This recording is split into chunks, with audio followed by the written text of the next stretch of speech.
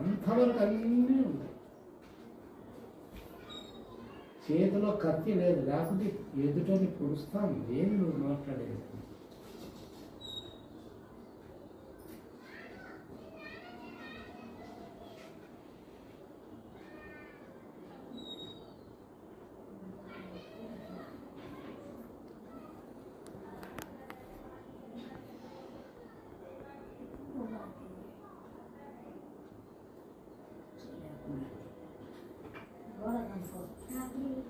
పిల్లవాడు బురదలో పొరమైనాడు.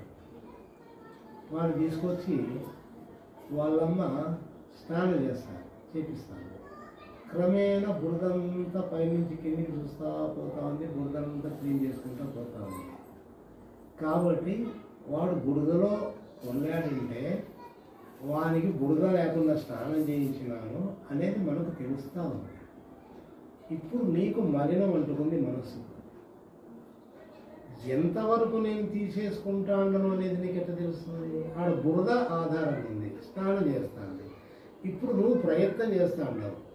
ఈ మలినం అనేటువంటిది పోతా ఉందా లేదా నీకు తెలియాలి. కాబట్టి మనసు బురదలో ఉంది కాబట్టి ఇప్పుడు మురికి తగ్గిపోతా ఉంది అంటే నేను స్నానం చేస్తాను నువ్వు అనుకుంటున్నాడు.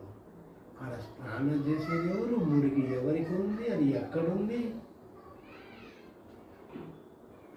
అన్నీ ఉన్నాయనుకోండేది నువ్వే, తగ్గుతున్నాయనుకుండేది నువ్వే. అవన్నీ మనోపరిధులు అన్నమాట. అది కరెక్టే, మనసు ఉన్నప్పుడు అది కరెక్ట్.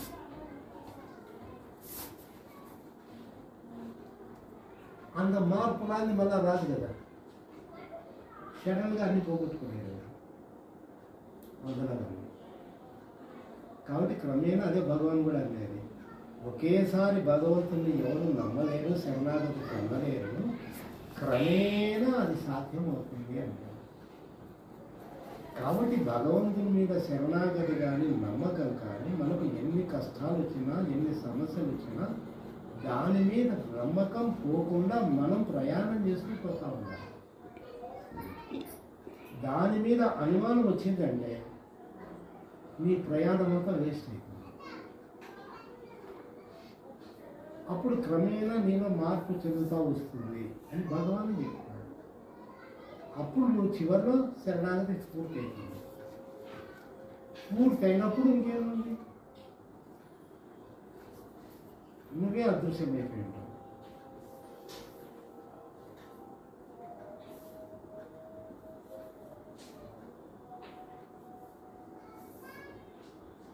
కానీ ఇక్కడ ఏం జరుగుతుందంటే ముందుకు పోయినవాడు ముందుకే వెళ్తాడు, ముందుకు పోయినవాడు వెనక్కి రావు. వెనక్కి వచ్చావా మళ్ళా ముందుకు ఎంత దూరం పోతావు, మళ్ళా వెనక్కి వస్తావు. ఈ వెనక్కి రావడం ముందుకు పోవడం ఏమవుతుందంటే ప్రాణం పోతుంది, అదేమో అట్టే సాగుతా ఉంటుంది. కాబట్టి ముందు ప్రయాణం చేసేవాడు ముందుకే. అంటే నేను దైవత్వాన్నే సాక్షాత్కరించుకోవాలి. రైట్. ఇప్పుడు నేనేం చేయాలి? నాలో ఉండే విషయవాసనలు, సంస్కారాలు, కోరికలు ఇవన్నీ తగ్గించుకుంటాను.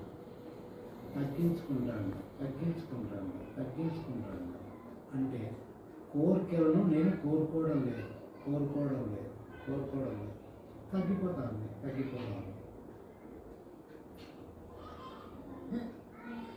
నా ప్రాణం పోయే పరిస్థితి వచ్చింది, దేవుడా నా ప్రాణాన్ని కాపాడు అంటే అక్కడ నీకు నమ్మకం లేకుండా పోయింది. ప్రార్థన ఇచ్చాను అంటే తిరిగి మళ్ళీ వెళ్ళిపోయాను. ఎందుకంటే ఆడ నీకు ప్రాణము లేదు, శరీరం లేదు, ఏమీ లేదు, దైవత్వం మీద పెడతాను. కాబట్టి ముందుకు పోయేవాడు ముందుకే పోతాడు, వెనక్కి రాను. తొందరగా పూర్తి అయిపోయింది.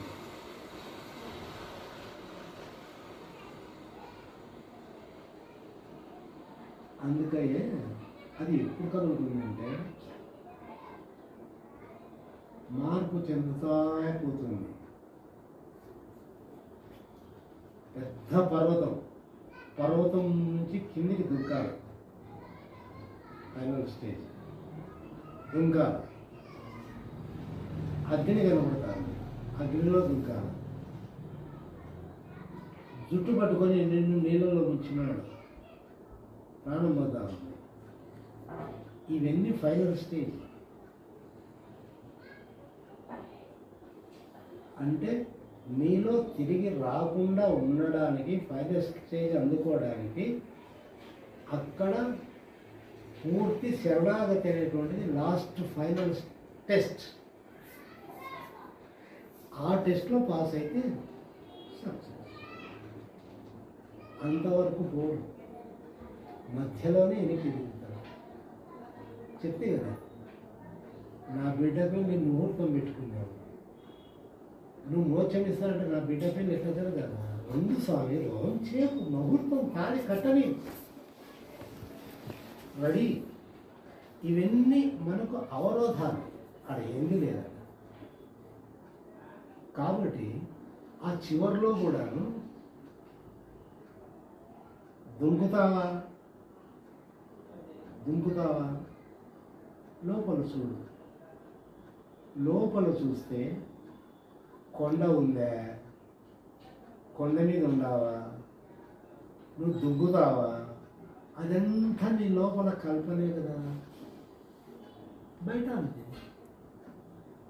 లోపల లేనిది బయట లేదు, బయట లేనిది లోపల లేదు.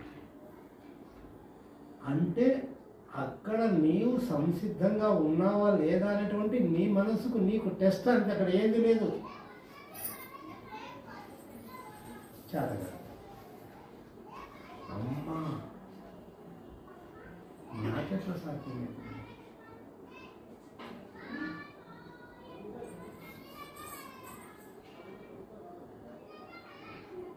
ప్రహ్లాదుడు అదే కదా, ఇందుగలడందు లేడన్నాడు, సర్వము దైవమే అన్నాడు. ఏం చేస్తాడో ఏమి కాదు. అవన్నీ శరీరానికి మనసుకు సంబంధించినవి కాబట్టి దాని దృష్టిలో లేదా. మనస్సు కల్పిస్తూ ఉంది, శరీరం భావిస్తూ ఉంది. మనస్సు నేను కాదు, శరీరం నేను కాదు. వాడు ఏం చేసినా ఇది ఉదాహరణకే కదా, పరంతు నేను కాదు కదా అనేంతటి డిటాచ్మెంట్ ఆయనకు ఏర్పడింది ఆ శరణాగతి వల్ల. అంతటి శరణాగతి అవసరం. అప్పుడు పూర్తయితే వెంటనే పని పూర్తయితే.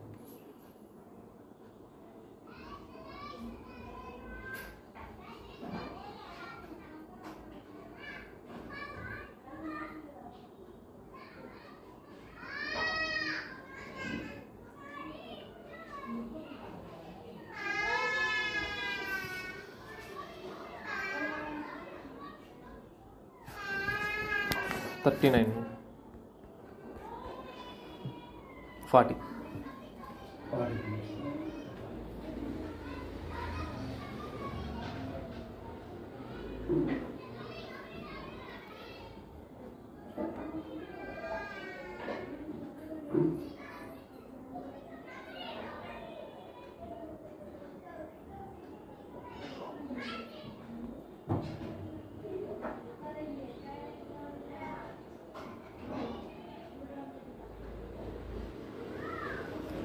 కాబట్టి ఏది విన్నామో, ఏది లక్ష్యంలో దాన్ని ఆధారం చేసుకొని నువ్వు ప్రయాణం సాధన కొనసాగించాలి. సాధన ఖచ్చితంగా చేసి తీరాలి.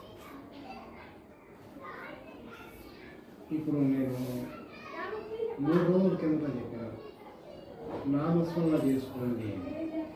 ఎవరు చేసుకుంటారు? వింటాడం పోతాను, ఏది ఆచరించాలి. అదే చింతన చేయాలంటే.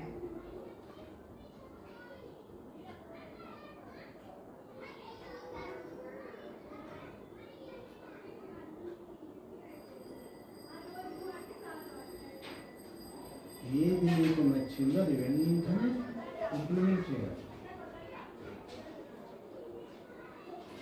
మరుక్షణం మళ్ళా అనేది లేదు, అది నీ మనసుకు సంబంధం లేదు, కాలమే లేదా, వెంటనే అంతే.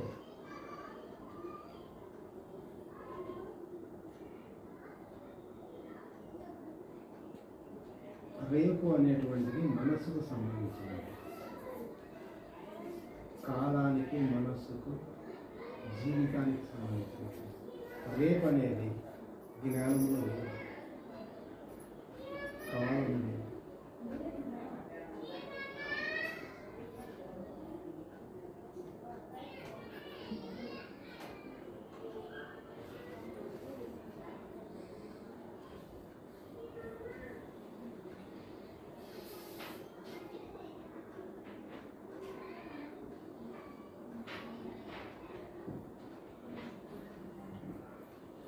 కాబట్టి నీవు ఏ సాధన చేస్తున్నావు, దాంట్లో బాగా సాధన చేసుకో. నీ అనుభవాలన్నీ పక్కన పెట్టు. అది ఏ అనుభవాలు వచ్చినా అది మనస్సుకి అని అనుకోండి. దానిలో ఊరికి చెప్పుకోవాల్సిన పనిలే, నిన్ను నువ్వు తృప్తికి తెచ్చుకొని నువ్వు మురిసిపోవాల్సిన పనిలే, నువ్వు నిరుత్సాహపడాల్సిన పనిలే. సాధన చేయాలి, సాధన చేసుకుంటూ పోతాను. ఇవన్నీ ఆనందపడిపోతాను. 5 కిలోమీటర్లు, 5 కిలోమీటర్లు నేను నడిచినాక 45 కిలోమీటర్లు, ఇంకా పైన 35 కిలోమీటర్లు, 30 కిలోమీటర్లు. ఇవన్నీ దాబలో కనపడే నంబర్రాలు. నువ్వేమాత్రం నచ్చింది చివరిలో నంబర్రాలు లేకుండా పెడితే నువ్వు చేయగలవు చేస్తాను. అంతేకాదు దీనిలో చూసుకొని నేను 5 కిలోమీటర్లు నడిచినాను ఆనే నిలబడి మురిసిపోతా ఉంటే ముందుకే పోవాలా, నడచాలి కదా. కాబట్టి ఇవన్నీ లెక్కలు. ప్రయాణం కొనసాగి ఒక చోటు నుంచి ఇంకో చోటు పెట్టచ్చు. తీసి పక్కన పెడితే అక్కడ లేకుండా పోతుంది, అది అక్కడ అట్లే ఉంటుంది. మనస్సు నీకు కనిపించేది కాదు, దాన్ని ఎట్లా తీసేస్తా? తీసేసేకి ఒక చోటు నుంచి ఒక చోట పెట్టాలని కాదు. ఎక్కడ పెడతావు దాన్ని? ఎక్కడ ఉందని తీసుకుంటాం, పట్టుకుంటాం. ఎక్కడ పెట్టాలనేది ఎట్లా తెలుసు? కాబట్టి మనస్సే లేదు. కాబట్టి సాధన చేసుకోవాలి. దాని గురించి ఆలోచన చేస్తే అది అంతు పట్టేది కాదు, సాధ్యమైనది. నేను కరెక్ట్గా సాధన చేసుకుంటూ పోతున్నా లేదా? కాబట్టి సాధన చేసే తీరాలా చేసుకుంటూ పోతాడు అంతే. వెనక్కి ముందరికి చూడకూడదు. నీ ప్రయాణం కొనసాగుతాను. ఎక్కడైనా ఆటంకం వచ్చిందనుకో, అప్పుడు భగవన్నామ స్మరణ లేకుంటే గురువుని శరణాగతి తిరగడం నువ్వు ఏం చేసుకుంటావు? ప్రయాణం మాత్రం కొనసాగుతుంది, బ్రేక్ కాదు.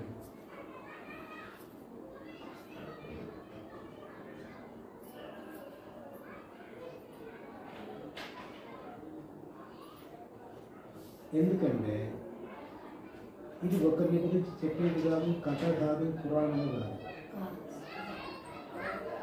అర్థం చేసుకోవడానికి వెళ్ళి ఇది సాధన. సాధనముతోనే సాధ్యమవుతుంది. దైవం చేసే తీరాలి.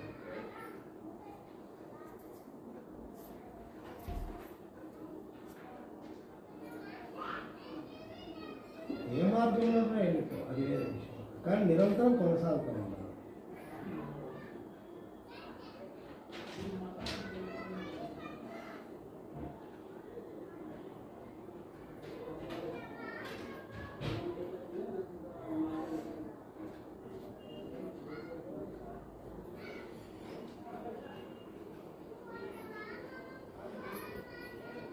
ఇంకా ఆధ్యాత్మికంగా మాత్రం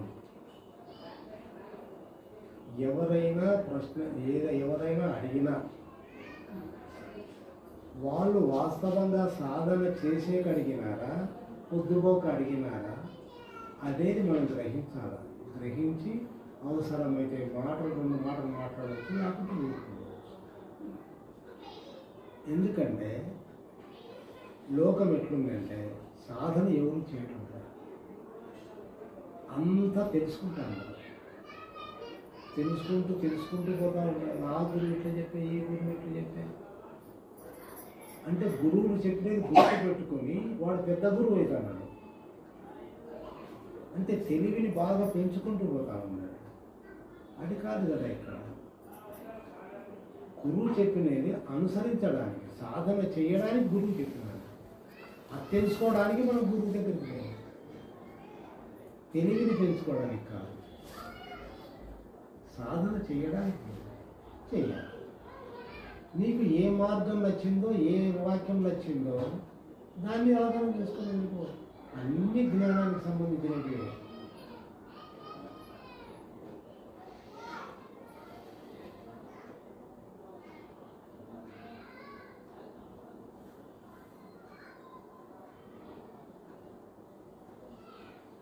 సంసారంలో, జీవితంలో నిరుత్సాహము, నిస్పృహ, బాధలు, సమస్యలు ఇవన్నీ ఉంటాయి జీవితం. కానీ జీవితాన్ని మనం చూసుకోవాల్సినంత అవసరం లేదు. ఎందుకు లేదంటే మనం దైవత్వాన్ని చూస్తాము. దైవత్వానికి జీవితానికి సంబంధం లేదు. జీవితం అనేది నీ మనస్సుకు సంబంధించినది. దైవత్వం అనేది నీ హృదయానికి, నీ శాశ్వతమైనటువంటి శక్తిని సంపాదించడానికి. దాన్ని సంపాదిస్తే సరిపోతుంది. దీని ఎంట పడ్డామంటే ఇది ఏమి ప్రయోజనం లేదు.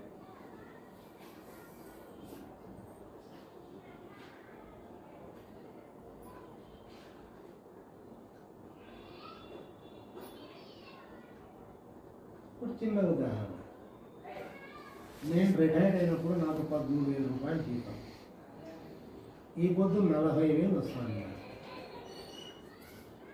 13,000తో రిటైర్డ్ అయిన జీవితం అంత సర్వీస్ 37,000 తీసి ఈ పొద్దు ఉద్యోగంలో చేరిన వానికి 30,000, కనీసం 15,000 ప్రారంభంలోనే ఇస్తాను. అంటే అప్పుడు 13,000 వచ్చింది, ఇప్పుడు 40,000 వచ్చింది. అప్పుడు 13,000తో నేను సంతోషంగా ఉండే, ఇప్పుడు 40,000తో కూడా సంతోషంగా ఉంటాను. అప్పుడు 13,000తో నాకు తక్కువ అని అనిపించినప్పుడు ఇప్పుడు 40,000 కూడా నాకు తక్కువ. నేను బతకలేను. ఇంకా ఎప్పుడైతే నాకు ఇంకా పెరగాల, డబ్బు కావాలా, డబ్బు పెంచుకోవాలనేటువంటి దృష్టి ఉన్నప్పుడు అది పెరగచ్చు. కానీ నువ్వేమవుతుంది? కళ అది. ఆ పెంచినది ఏంటో వస్తుందే, పెంచినది తీసుకోండేది ఎంత వస్తుందే, అక్కడ నీకు భ్రాంతి పెరుగుతూ ఉంది. అంతేకాని నువ్వేం బాగుపడేది. భ్రాంతి అంటే మనస్సుకు అంతే.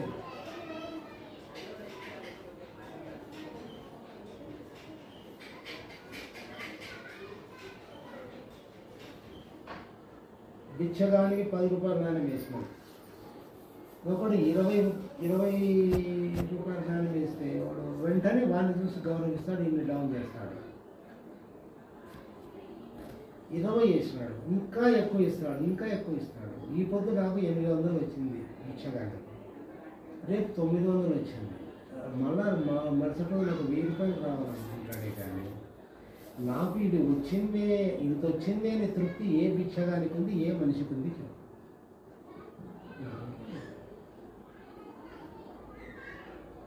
ఉన్నదానితో తృప్తి పొందడం అనేటువంటిది గొప్ప సాధన.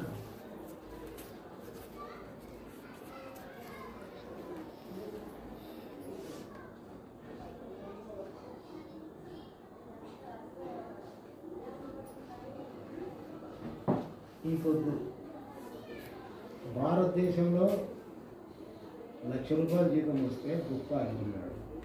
అమెరికాకు పోతే 5 లక్షలు వస్తాను. అక్కడ వానికి తక్కువ అవుతాను. 5 లక్షలు వచ్చినా వాడు బతికేది బరువుగా ఉంది. అంటే డబ్బు చేకూరే కొద్దీ కోరికలు, భోగాలు పెరుగుతూ వస్తాయి, ఆశలు పెరిగిపోతాయి. ఎంత వచ్చినా తక్కువగానే కనపడతాడు. ఇంట్లో ఏదో సామాను ఉంటే గూట్లో పెట్టుకొని తృప్తి పడినాం. నాకు బీరువా కావాలన్నా. బీరువాని ఎందుకు కావాలన్నా? పెట్టుకోవాల్సిన వస్తువులు పెంచుకునే, ఆ పెంచుకునే వస్తువులను భద్రం చేసుకోవాలి కాబట్టి బీరువా కావాలి. బీరువా ఉంది, బీరువా భద్రంగా ఉండాలి కాబట్టి కొట్టంలో కాపురం ఉంటే బీరువాకు భద్రత ఎక్కువ ఉంటుంది. చిన్న కొంపన్న అంతే అంతే అండి.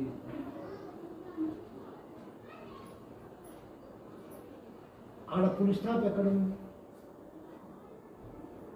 ఎక్కడా లేదు ఫుల్ స్టాప్. పెంచుతానే పోతాను. ఇంకా ఎక్కడ లేదు, బాగానే ఉంది అనుకుందాం. ఎదురుంటే ఆమె బంగారు నెక్లెస్ చేయించుకో, ముత్యాల నెక్లెస్ అంట, రత్నాల నెక్లెస్ అంట. సత్యం, బంగారు నెక్లెస్ పోయి రత్నాల నెక్లెస్కి వచ్చారు. నిద్ర కూడా తాగా ఏం చేయాలా? అప్పు చేయాలి. చేసే వాళ్ళే మనకు జీతం వస్తారని తీర్చుకుందాంలే. ఇప్పుడు సిటీలో ఉండేటోళ్ళని చూస్తాను నేను. ఇల్లు లేదన్నారు, సరే ఏదో చిన్న ఫ్లాట్ కొన్నాడు, బ్యాంకులో లోన్ ఇచ్చినాడు, ఇల్లు వేసుకున్నాడు. పక్కన ఫ్లాట్ అమ్ముతాడారంట, తక్కువ పడుతుంది, అది మనం కొనాలి.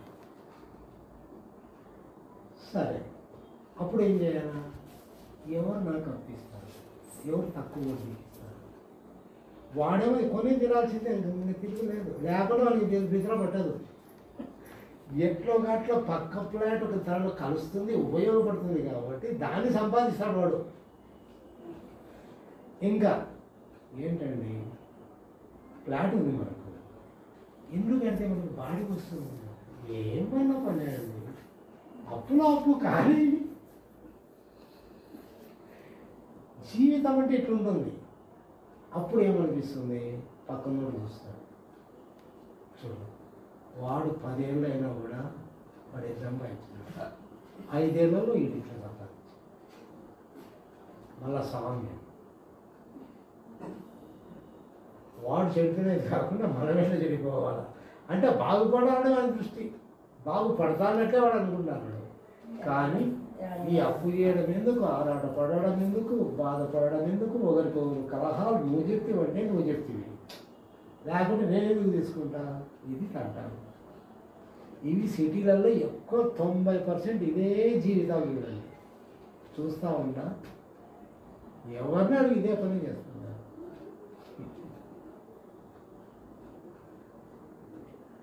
ఇంకా ఫ్లాట్ల వ్యాపారం, ఫ్లాట్ కొనడం, పెట్టుకోవడం, అంత ఇంత లాభం వస్తే దాన్ని అమ్మడం, మళ్ళీ బోర్డు తీసుకోవడం.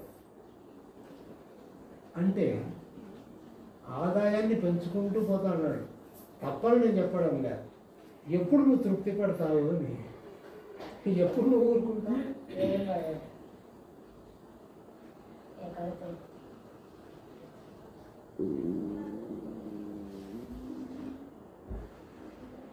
ఒకడు వచ్చినాడు నా దగ్గరికి,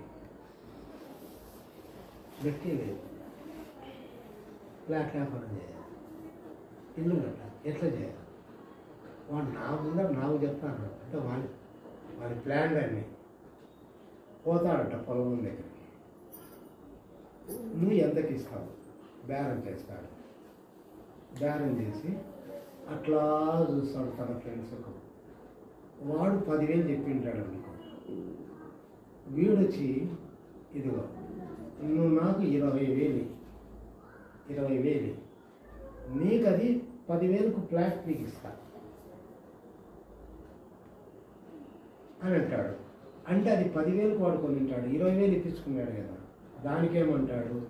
1 నెల తర్వాత, 1 సంవత్సరం తర్వాత అదే 10,000కు నీ 20,000 నేను ఇస్తాను. 10,000కు 10,000 లాభం కదా నీకు సంవత్సరంలో.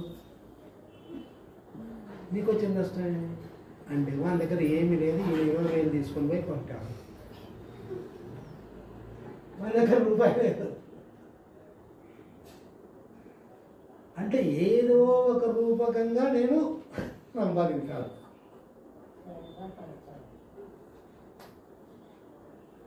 సంపాదన అది కాదు, మనిషికి తృప్తి శాంతి ఉండాలి కదా అని నేను అంటున్నాను. లేదు లేదు.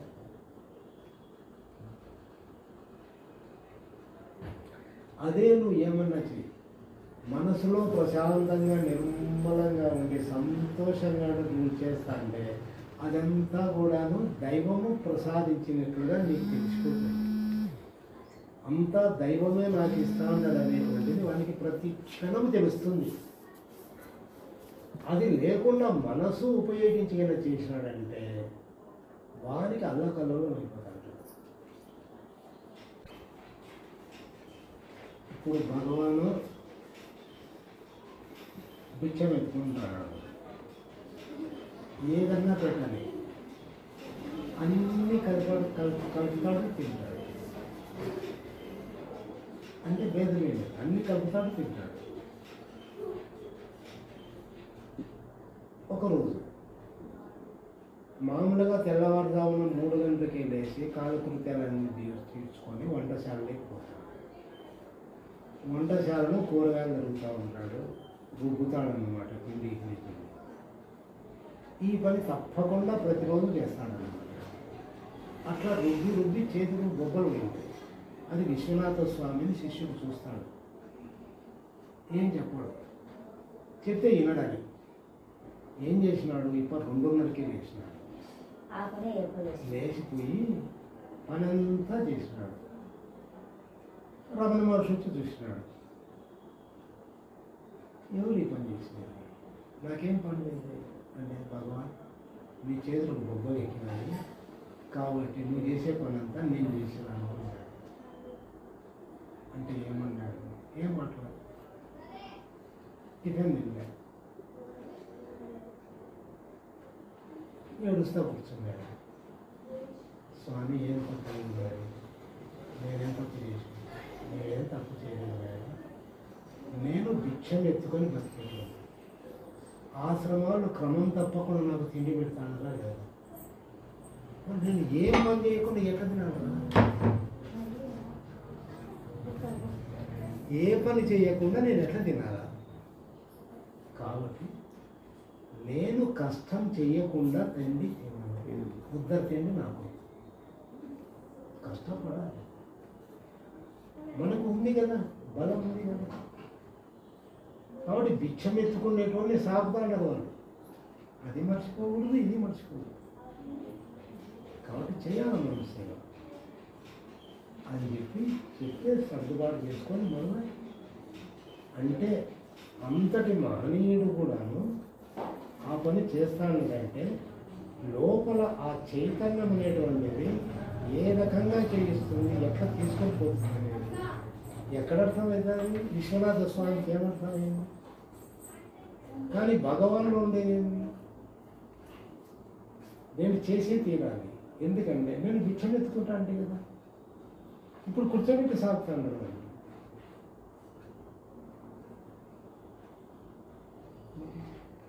అంత దూరదృష్టి, అంత ఆలోచన.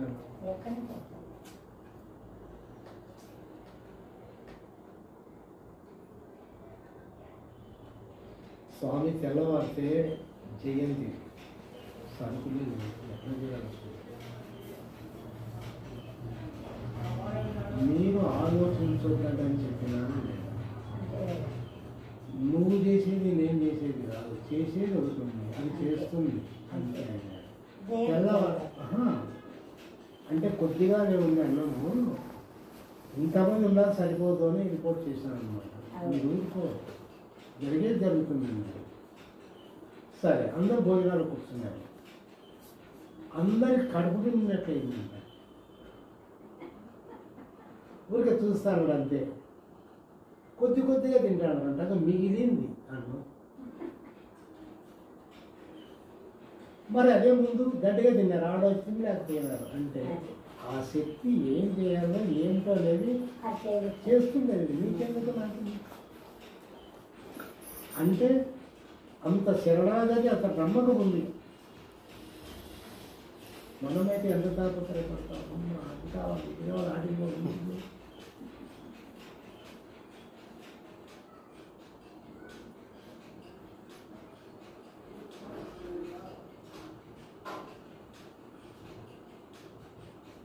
కాబట్టి ఇట్లాంటివన్నీ మనము ఉదాహరణకు తీసుకొని మనం కూడా జీవితంలో కొంచెం దాన్ని అమలు చేస్తూ రావాలి అంతే.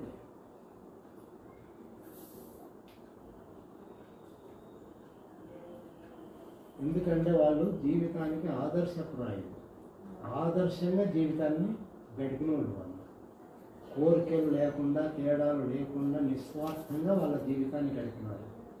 కాబట్టి వాళ్ళు చేసేటువంటి పని మనం గమనించాలా, కొంతవరకు ఆ ప్రకారం ఆచరించేకి ప్రయత్నం చేయాలి. ఇప్పుడు సినిమాలలో చూస్తాను పిల్లోనికి ఆకలి అవుతుంది, అదే నువ్వు కడుపు నుండి తినరా నాయన అని చెప్పేసి వాళ్ళమ్మ వాడిని కడుపు నుండి కన్నం పెడుతుంది. పోయి చూస్తే పాత్ర ఖాళీగా ఉంటుంది. తను కడుపు కాల్చుకొని వాడిని కడుపు నింపింది.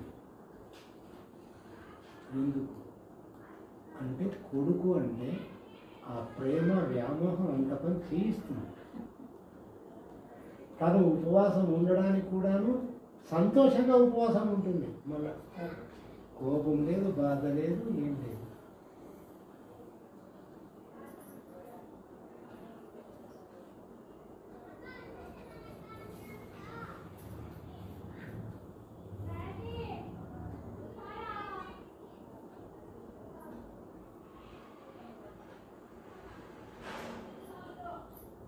తెచ్చి పెట్టుకొని ఇది చేస్తే నాకు పుణ్యం వస్తుంది, ఇక చేయాలని మనసులో భావించుకొని మాత్రం చేయాలి. రావాలంటే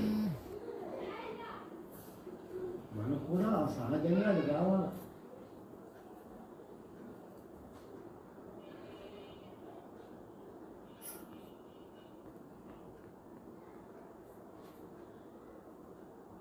ఇప్పుడు పూర్వకాలం ఒక ఆచారం ఉండేది, ఒక ముద్ద పక్కన పెట్టి తినేటప్పుడు అది ఇస్తారు. బయట ఇస్తే అది క్రిమి కీటకాదులకు ఆహారం. ఇప్పుడు ఇది కాదు, పక్కన కూడా తీసి పెట్టుకుంటారు. ఇప్పుడు స్వీట్లు బాగుంటాయి, కొత్త రకం చూస్తారు. అట్లా ఇట్లా వాడు తిన్నాడు, వాడికి షుగర్ ఉంటుంది, నీకు షుగర్ లేదు, అది తీసుకొని ఇటు తింటాడు. లేకపోతే చివరకు నాకు అంటాడు. ఎందుకంటే కంట్రోల్ చేసుకోలేడు కోరికలు.